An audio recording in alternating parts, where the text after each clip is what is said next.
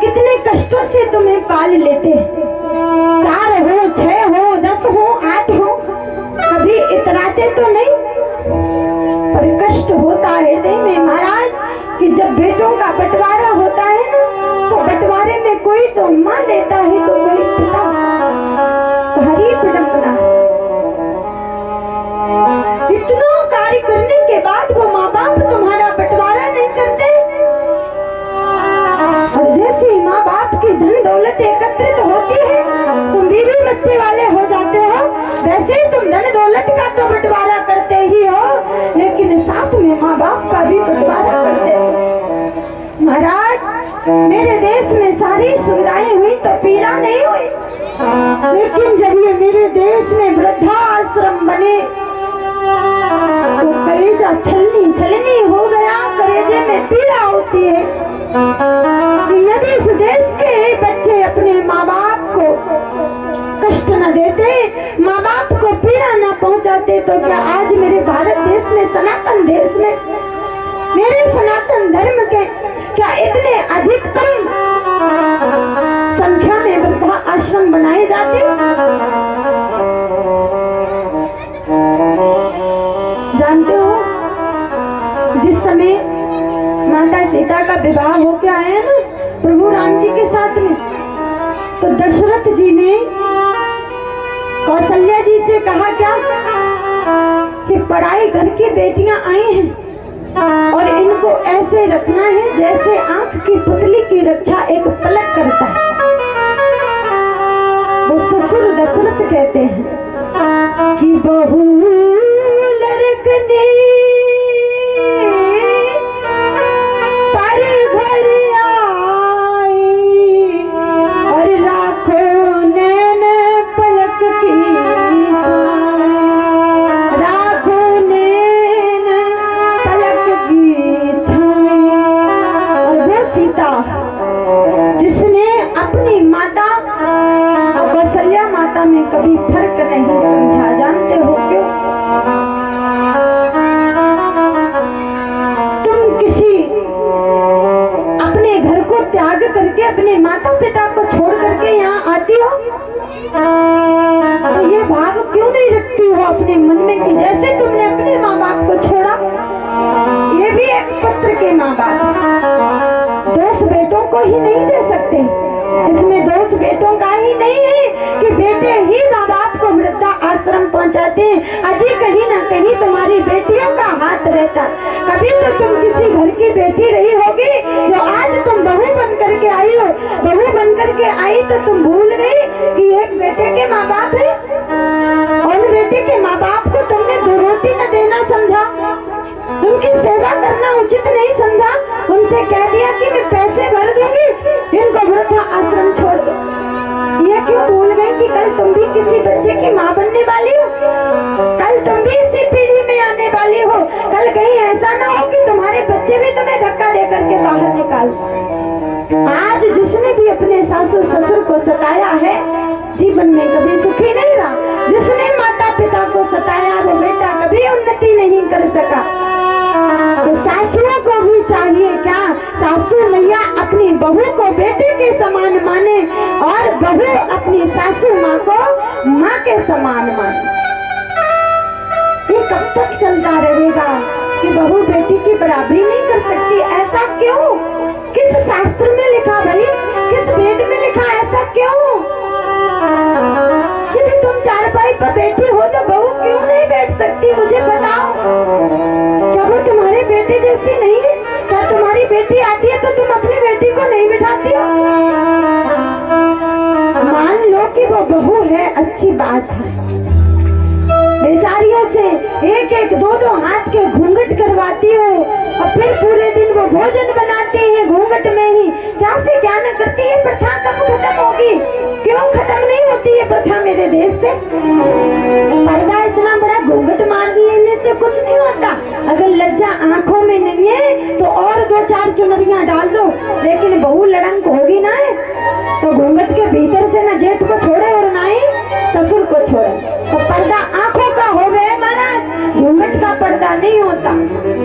ये भी हमारे देश में बहुओं पे एक अत्याचार है। घर में कैसा घूंघट अजी, बाहर जाओ। तो ये तो मैं भी कहती हूँ कि अपनी बहन बेटियों को ऐसे वस्त्र पहनाना सिखाओ कि किसी दुष्ट प्रवृत्ति के व्यक्ति की नजर इसके अंग पर ना पड़े। हाँ, तुम अपनी बिटियन को तो 14 जगह से फटे पैंट पहनाते हो, हैं? अब क्या ना बोले महाराज व्यास मंच से, क्या ना बोले, उतना ही ठीक है। पर मैं तो ऐसी हूँ कि बोल देती हूँ, ऐसे ऐसे वस्त्र पहनती के हाथ भी नहीं उठा सकती महाराज। बाजू नहीं होती सूट में, बाजू नहीं होती कपड़ा में, कैसा वस्त्र है भाई, है? महाराज ऐसे ऐसे ब्लाउज बनवाएंगे महाराज की 2 अंगुल की पट्टी रह जाती पीछे। शर्म करो, घर में पहन लिया करो ऐसे कपड़े। बाहर किसको दिखाने जाती हो? हाँ? क्यों क्यों अपने अंग का प्रदर्शन करती हो? आज ये जो देश में बलात्कार होते हैं ना, इसमें तुम्हारी सबसे बड़ी हस्तरेखाएं होती, इसमें तुम्हारा साथ सबसे बड़ा होता। अगर तुम अपने तन को ढक करके रखो तो किसी दुष्ट की इतनी हिम्मत नहीं है कि वो तुम पर गलत दृष्टि डाल सके। किसी दुष्ट की हिम्मत नहीं, जानते हो? लेकिन नहीं नहीं नहीं, तुमको तो 1500 की पैंट खरीदनी, पर वो 14 जगह फटी हो वो खरीदनी है। ऐसे घटिया कपड़े पहन करके बाहर जाना बंद कर दीजिए। और माताओं बहू, घर में जैसा जाओ उन पर घर में अत्याचार करना बंद कर दो। बाहर जाओ तो घूंघट करो, बाहर जाओ तो इतने वस्त्र पहनो, बाहर जाओ तो एक भी अंग न दिखे ऐसा वस्त्र पहनो, तभी तुम सनातनी कहलाओगी, तभी तुम हिंदुओं की बहू और बेटियां कहलाओगी।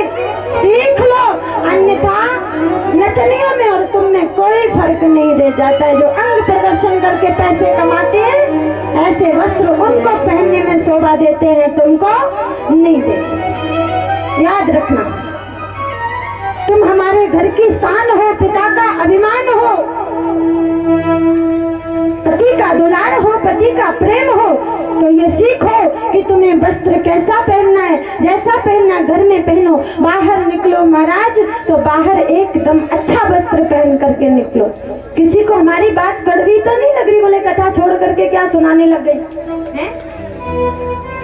क्योंकि बदल लो, खुद को बदल लो। माताओं, आज जो बाहर कुकर्म चल रहे हैं ना, अपनी बेटियों को सुरक्षित रखना तुम्हारा धर्म है, तुम्हारा कर्म है।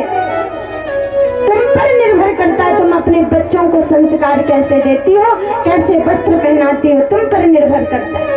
वो चाहे बहू हो चाहे बेटी हो, बेटी और बहू में समानता सीखो, कोई दुर्व्यवहार मत करो। और बात दोनों पर ही है। और बहुओं को भी चाहिए कि कभी भी सासू को सास की दृष्टि से न देखो। जैसे तुम अपनी माता के साथ प्यार दुलार से रही हो, वैसे यहाँ भी रहा करो, है ना? कोई काम अगर बहू रानी से बिगड़ भी जाता है तो देखो, ना तो उसे गाली देने से बन सकता है, ना उसे कड़वे वचन बोलने से बन सकता है तो प्यारे वचनों से बन सकता है। कोई काम बिगड़ा है तो प्यार से समझाओ, नहीं जानती तो प्यार से सिखाओ, पर लड़ाई और झगड़े क्लेश कभी भी घर में नहीं करना चाहिए। बोली सच्चे दरबार की, सांवरी सरकार की जय जय श्री राधेश्याम। पर महाराज कहीं मैं कथा करने गई थी तो 2 मिनट की बात हो रही, तो उन्होंने कहा करें क्या, आजकल के लड़के वाले इतना दहेज मांगते हैं कि गुस्सा आता है कि बिटियन से कह दें कि कोई काम ही मत करो। और बात कहीं तक उनकी भी ठीक है।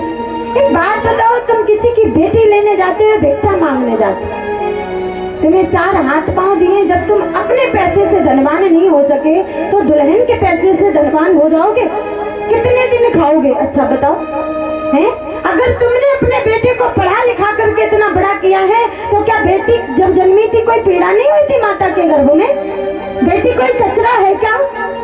जो बेटी अगर तुम्हें विवाह में अपनी बेटी भी देगा पिता, और साथ में तुम्हें 2-2 गाड़ियां भर करके दहेज भी देगा, हैं?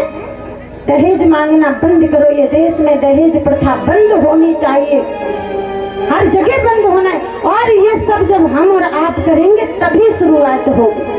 ना हम दहेज लें और ना ही दहेज दें। जब बेटी वाला 50 लाख देता है ना, तो फिर वो भी सच कहता है कि जाकर के ऐसो आराम करना बेड पे, नहीं कोई काम नहीं करना, तुम ऐसी सीख करके आते। तो दहेज के कारण हमारे संस्कारों में क्यों आग लग रही है? दहेज हम न लेंगे, ना ही हम दहेज देंगे। अरे रहम खाओ उन बेटियों पर जिनके पिता के पास कुछ नहीं है और ईश्वर ने उन्हें बेटियां दे दी है।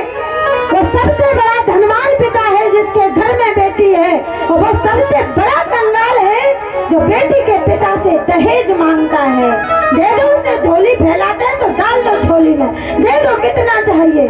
परंतु याद रहे, जैसे कि कोई एक नव विवाहित जोड़ा मंदिर में दर्शन करने गया है, और जब दर्शन करने गया महाराज, दर्शन करके आए तो पिता ने 4 पहिया गाड़ी दी थी। क्या दिया? 4 पहिया गाड़ी। तो महाराज जब दर्शन करके आए, भोले बाबा के मंदिर से बाहर निकले तो एक भिखारी आया और मांगने लगा, बच्चा कुछ दे दो, सुबह से भूखा हो। और जब वो मांगने लगा तो उस बेटे ने गाड़ी के शीशे चढ़ा लिए, जिसको गाड़ी दहेज में मिली थी। जब उसने शीशे गाड़ी के चढ़ा लिए तो जो कन्या उसकी बधू जो पीछे बैठी थी, उसने गाड़ी का गेट खोला और 200 रुपए निकाले और उस भिखारी को दे। दूल्हा ने पूछा, तुमने इसको पैसे क्यों दे दिए? ये तो भिखारी है, मांगते ही रहते, इनका पेट कभी नहीं भरता। बोले, मुझको मेरे पिता ने देना सिखाया है, मुझको मेरे पिता ने देना सिखाया। बोली सच्चे दरबार की। किसके बच्चे भाई? पिताजी का नाम बताओ। बोली ठाकुर जी महाराज की जय जय श्री राम। बोली गोविंद भगवान की। इसी बीच हमारे ज्वाला प्रसाद जी और उनकी 2 बड़ी प्यारी प्यारी सी बेटियों के द्वारा सम्मान प्राप्त हुआ है। अंग वस्त्र व मुद्राओं की माल्यार्पण करी है। समस्त हमारी टीम संगीत कलाकारों को, हमारे आचार्यों को एक बार इनके लिए सम्मान में जोरदार तालियां हो जाए। भगवान इन्हें मेघा बुद्धि प्रदान करे, घर में धन धान्य भरा रहे, दीर्घायु प्रदान करे, बेटियों को ईश्वर सद्बुद्धि प्रदान करे। मैं उनके उज्जवल भविष्य की कामना करती हूँ। बोली बांके बिहारी लाल की। तो आज महाराज उस अपने पति से वो बेटी कहती है क्या कि मेरे पिता ने मुझे देना सिखाया है, लेना नहीं सिखाया। जब मेरा पिता तुम्हें 70 लाख की गाड़ी दे सकता है तो क्या मैं इस भिखारी का पेट नहीं भर सकती? 200 रुपए। आंख में आंसू आ गए उस बेटी के कि सच में ही इन बेटे वालों को लेने का ही हक क्यों होता है? क्यों बेटियों के साथ में ऐसा होता है? तो हाथ जोड़ के निवेदन है महाराज, इस व्यासपीठ से मेरी बात को मनन करना और ध्यान में रखना कि ना तो आप अपने बेटों के विवाह में दहेज लो और ना ही विवाह में दहेज दो। जब हम और आप शुरुआत करेंगे महाराज तभी होगी। आज न जाने कितनी ऐसी बेटियां हैं जो दहेज के कारण मर रही हैं? और बेटियों से भी निवेदन है कि कोई परिवार, दुनिया में हर परिवार एक जैसा नहीं है। न जाने ऐसे कितने परिवार हैं जिन्होंने गरीबों की कन्याओं को अपनाया और 1 रुपया तक नहीं लिया है। उन कन्याओं से भी मेरा निवेदन है कि उन पर झूठे केस लगा करके तुम अपने आप को सनातनी नहीं कह सकती हो, तुम लक्ष्मी नहीं कह सकती घर की। आज 50% झूठे केसों में भी बच्चों को फंसाया जाता है, झूठे केस बना दिए जाते। कोई बात हो गई, बोले लगा दो दहेज केस, हैं? लगा दो दहेज प्रथा। चाहे गलती स्वयं की हो, तुम्हें भोजन पकाना नहीं आता, सासू माँ सिखाना चाहती तो बोलती हमें मारती। तो बात दोनों की ही है। बेटियों तुम भी ससुराल में जाकर के ससुराल को ससुराल समझो, और बेटाओ तुम भी किसी की बिटिया को लेकर के आओ तो उसे ऐसे ही रखो जैसे जसरत ने कहा है कि बहू लड़कनी पर घर आई, राखो नैन पलक की छाई। बोले सच्चे दरबार की। राधा रानी सरकार।